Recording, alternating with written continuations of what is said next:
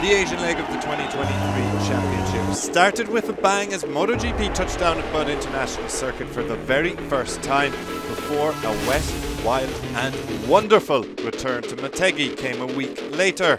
Amid all the drama, excitement and incredible racing, you may not have caught all the action, so these are your other battles from the Grand Prix of India and Japan. Marco Bezzecchi made history as the maiden victor at Bud International Circuit, and he was joined on the podium by Jorge Martin and Fabio Quartararo.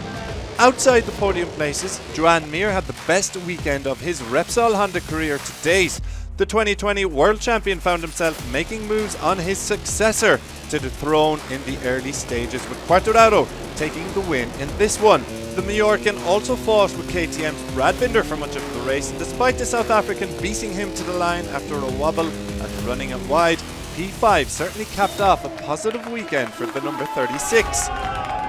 On the other side of the Repsol Honda garage, Marc Marquez started 5th on the grid, but a lap 5 crash saw his podium hopes dashed. The 8-time world champion remounted and set about working his way through the pack, first profiting from Miguel Oliveira's mistake before firing it past ex-teammate Paul Espargaro at the final corner of lap 10.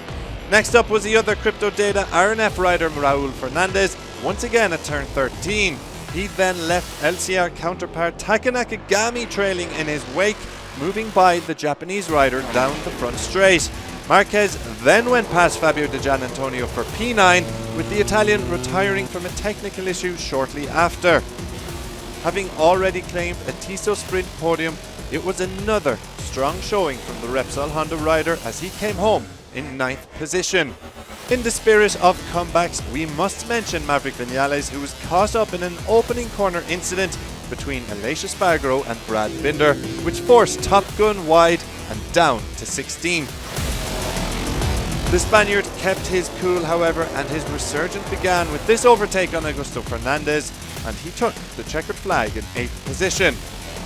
Elsewhere, Raul Fernandez followed up his best ever MotoGP result in Misano with another excellent outing in India. The RNF rider finished 10th, a joint second best result at the time, with a move past Paul Espargaro at the left to right turn 10-11, aiding his cause. Jack Miller was in the unfamiliar position of battling towards the back of the pack at Bud International Circuit, where Michele Pirro proved an on-track rival. The Australian did manage to dispatch the stand-in factory Ducati rider on his way to a P14 finish.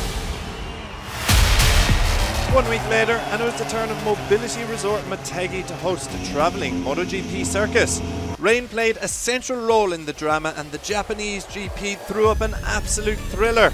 Jorge Martin took the win, this time joined by Pecco Bagnaia and Marc Marquez on the podium after the red flag brought the race to an end. There was drama all across the track as Michele Pirro led the race with Stefan Bradl and Franco Morbidelli at one stage, as the majority of riders changed tyres after the opening lap. A lead group formed from those in the flag-to-flag race, which saw a chock-a-block action that was blink and you miss it stuff.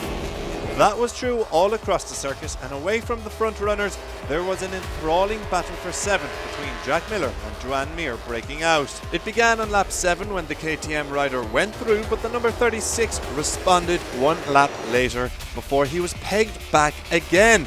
The entertaining fight continued for a number of corners before Miller got it wrong going into turn 11 and went wide, conceding the position and dropping to 10th.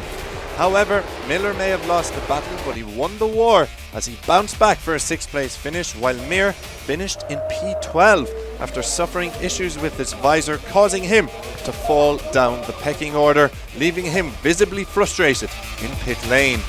Franco Morbidelli was one of the riders who opted to stay out on slicks after the opening laps and was running in 3rd place by the end of lap 2, but he was being hunted down. To little surprise, he was caught on lap 3 as a whole host of riders on wet tyres flew past him at turn 3. It took the Italian until lap 7 to change bikes, but by then it was too late for him to challenge for the points, ending his proud record of being the only rider to score points in every race this year. Japan also saw the return of Cal Crutchlow to the track, appearing as one of Yamaha's wildcards at their home Grand Prix.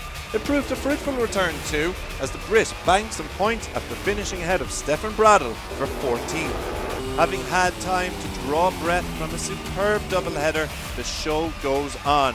Mandalika is up next with the Indonesian Grand Prix, getting underway on October 13th. Make sure you join us then.